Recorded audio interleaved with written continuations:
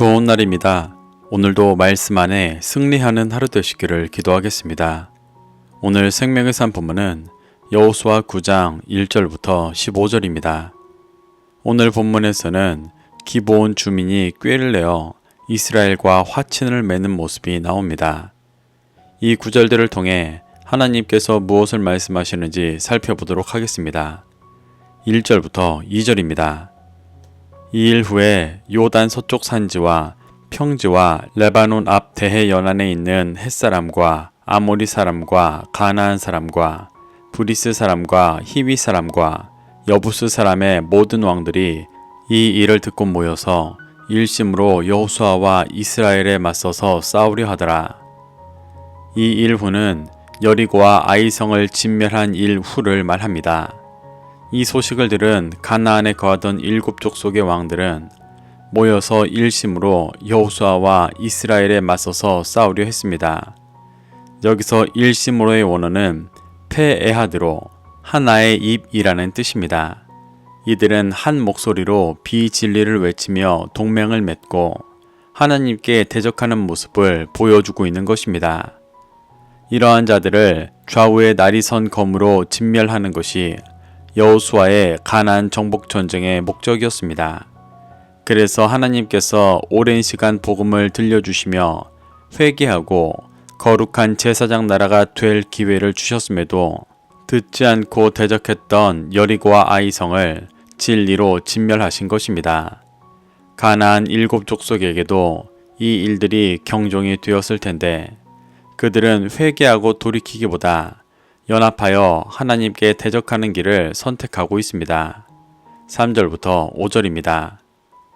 기브온 주민들이 여호수아가 여리고와 아이에 행한 일을 듣고 꾀를 내어 사신의 모양을 꾸미되 헤어진 전대와 헤어지고 찢어져서 기운 가죽 포도주 부대를 나귀에 싣고 그 발에는 낡아서 기운 신을 신고 낡은 옷을 입고 다 마르고 곰팡이가 난 떡을 준비하고 가나안의 7족 속의 왕들이 모여 일심으로 이스라엘에게 맞서 싸우려 할 때 히위 족속인 기브온 주민들은 다르게 움직였습니다. 그들은 여호수아가 여리고와 아이에 행한 일을 듣고 꾀를 냈습니다.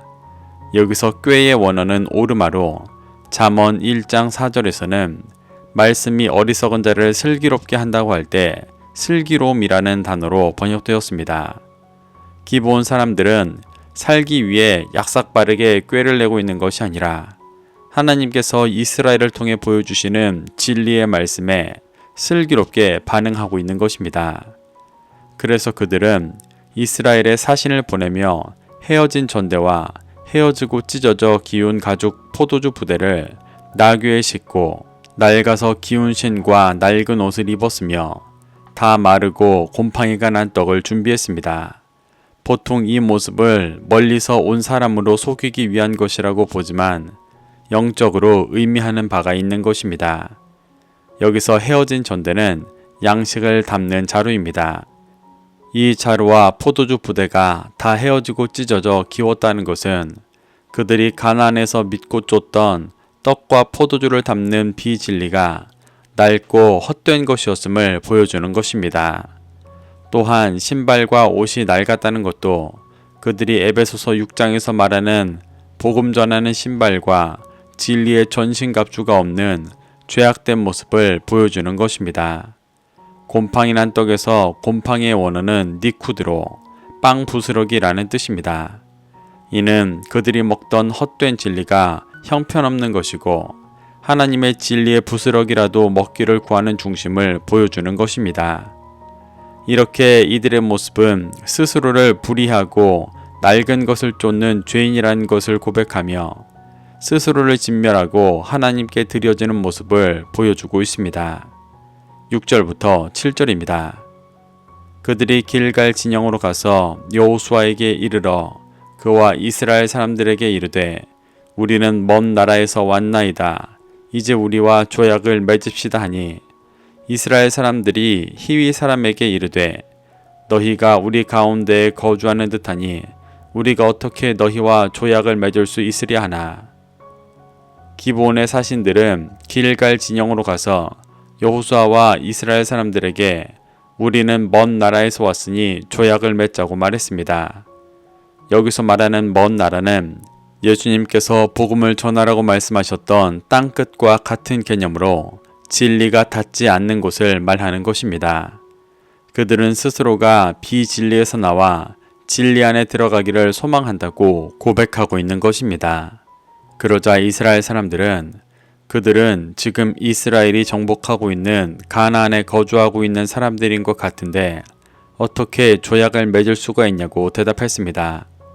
이스라엘 사람들은 이들을 정복해야 할 대상으로 보고 있는 것입니다. 8절부터 10절입니다. 그들이 여호수아에게 이르되 우리는 당신의 종들이니이다 하매 여호수아가 그들에게 묻되 너희는 누구며 어디에서 왔느냐 하니 그들이 여호수아에게 대답하되 종들은 당신의 하나님 여호와의 이름으로 말미암아 심히 먼 나라에서 왔사오니 이는 우리가 그의 소문과 그가 애굽에서 행하신 모든 일을 들으며 또 그가 요단 동쪽에 있는 아모리 사람의 두 왕들 곧 헤스본 왕 시혼과 아스타롯에 있는 바산 왕 옥에게 행하신 모든 일을 들었음이니이다. 이스라엘 사람들의 반응을 본 기브온 사신들은 여호수아에게 우리는 당신의 종들이라고 대답했습니다. 이는 단순히 국력이 약한 나라가 강대국의 종이 되었다고 칭하는 것이 아니라 말씀을 통해 죄악 속에 살아가던 자신의 모습을 깨닫고 하나님과 진리의 종이 되기를 원한다고 고백하는 것입니다. 그러자 여호수아는 너희는 누구며 어디서 왔냐고 물었습니다. 이는 그들의 정체성을 묻고 있는 것입니다. 그러자 그들은 다시 한번 스스로를 종이라고 낮추며 하나님의 이름으로 말미암아 심히 먼 나라에서 왔다고 고백했습니다. 6절에서는 먼 나라에서 왔다고 했었는데 이번에는 하나님의 이름으로 말미암아 심히 먼 나라에서 왔다고 말하며 하나님의 이름을 듣고 믿고 쫓아서 진리가 없는 땅끝에서 진리 가운데로 나아왔다는 것을 명확히 밝히고 있는 것입니다. 그러며 그들은 하나님의 소문과 애굽과 아모리의 두 왕에게 어떻게 행하셨는지에 대해 모두 들었다고 고백합니다. 신명기 20장 10절부터 14절을 보면 성읍을 치료할 때 먼저 화평을 선언하고 화답하면 조공을 바치며 섬기게 하고 거부하면 진멸하라고 말씀하셨었습니다.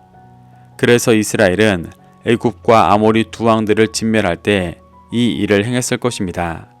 그런데 그들은 듣지 않았지만 기브온 족속들은 이를 듣고 말씀대로 행하시며 진리로 세상을 새롭게 하고 계신 하나님을 바라보며 진리의 종이 되기 위해 나왔다고 고백하고 있는 것입니다. 11절부터 13절입니다. 그러므로 우리 장로들과 우리나라의 모든 주민이 우리에게 말하여 이르되 너희는 여행할 양식을 손에 가지고 가서 그들을 만나서 그들에게 이르기를 우리는 당신들의 종이니 이제 우리와 조약을 맺읍시다 하라 하였나이다. 우리의 이 떡은 우리가 당신들에게로 오려고 떠나던 날에 우리들의 집에서 아직도 뜨거운 것을 양식으로 가지고 왔으나 보소서 이제 말랐고 곰팡이가 났으며 또 우리가 포도주를 담은 이 가죽 부대도 새 것이었으나 찢어지게 되었으며 우리의 이 옷과 신도 여행이 매우 길어지므로 낡아졌나이다 한지라. 기브온의 사신들은 이 일이 자신들의 독단적인 행동이 아니라 장로들과 모든 주민들이 함께 믿음으로 반응하여 보낸 것이라고 밝힙니다. 그러며 자신들이 가져온 떡이 말랐고 곰팡이가 났다고 말합니다.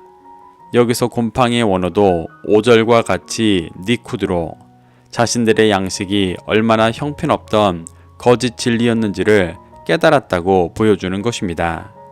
또한 해진 가죽 부대와 옷과 신을 보여주며 비진리로부터 나오는 긴 영적인 여정 속에서 지금까지 자신들이 가나안에서 믿고 쫓고 있던 것들이 얼마나 헛되고 가치 없는 것이었는지를 깨달았다고 고백하고 있는 것입니다. 14절부터 15절입니다. 무리가 그들의 양식을 취하고는 어떻게 할지를 여호와께 묻지 아니하고 여호수아가 곧 그들과 화친하여 그들을 살리리라라는 조약을 맺고 회중 족장들이 그들에게 맹세하였더라. 여호수아와 이스라엘은 그들이 가져온 양식을 취하여 어떻게 할지 하나님께 묻지 않고 화친을 맺고 그들을 살리리라는 조약을 맺었습니다.